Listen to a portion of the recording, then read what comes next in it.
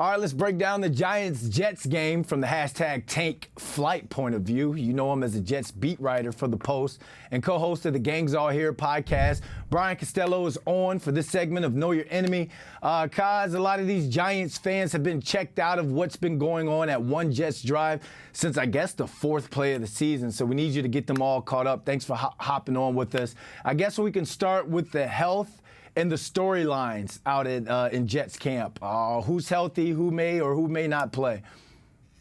Yeah, I mean, Brandon, the big one is they're banged up on the offensive line with Joe Tippmann, the rookie who's been playing right guard for the last month or so. He injured his quad in the game against the Eagles, didn't practice Wednesday. I suspect he won't play on Sunday against the Giants, which means Wes Schweitzer would play. That'll be their third right guard because Elijah Vera Tucker started the year there, and Vera Tucker was lost for the season a few weeks ago. So they're playing some backups. So, familiar story for Giants fans who've watched what happened with their offensive line. The Jets are also banged up. And then the other one to watch, Brandon, is the cornerbacks. DJ Reed and Sauce Gardner both missed the game against the Eagles with a concussion. I do think they'll be back against the Giants. They have to go through some more steps to clear the protocols, but that's really just kind of crossing T's and dotting I's at this point. They weren't able to do it during the bye week because there was no practice. They practiced fully Wednesday. I expect them to be on the field on Sunday. Let's talk about the effects of this banged-up Jets offensive line. How do you think the Jets offense now is going to match up against this Giants defense, who looks like it's been trending in the right direction these last couple of weeks?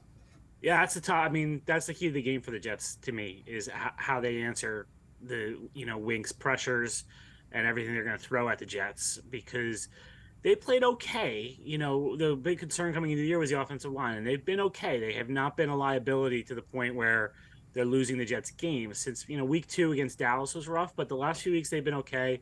Can they handle Wink? It's on the line. It's also on Zach Wilson. Can he make the right reads, call the right protections? And can Nathaniel Hackett come up with something to go against this Giants defense that looks like it's hitting its stride? But that's going to be the key to the whole game to me for the Jets, Brandon, is what they can do against this Giants defense.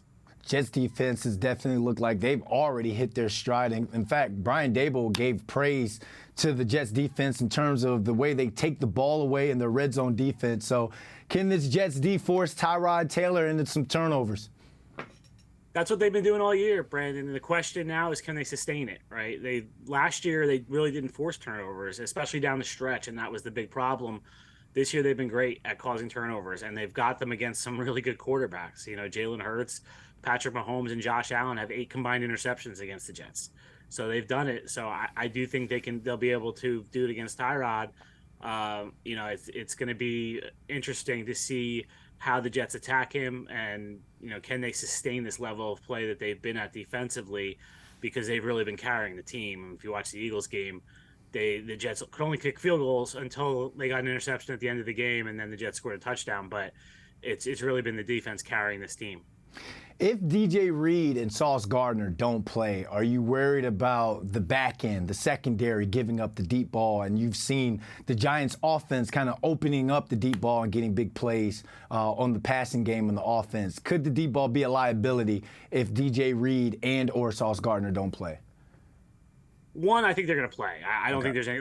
They're practicing fully, so I don't think there's any way they're missing this game. I mean, concussions, you never know, but DJ Reed's been out since the Kansas City game. He's already missed 3 weeks if you count the bye, right? Sauce said he felt fine before the Eagles game, but he was in the protocol. So I think they'll play. That being said, the secondary did a really good job against the Eagles without those two guys. And the way that Robert Saleh and Jeff Ulbrich play defense is to keep everything in front of them. So their objective is not to give up any explosives, and they'll give you dinking and dunking. That's the way to beat the Jets. I mean, that's how the Cowboys beat the Jets, is Dak just took everything that was given to him. I think he went 31 of 38 in that game, but none of the passes were that long. He just took what was given to him and they just drove down the field.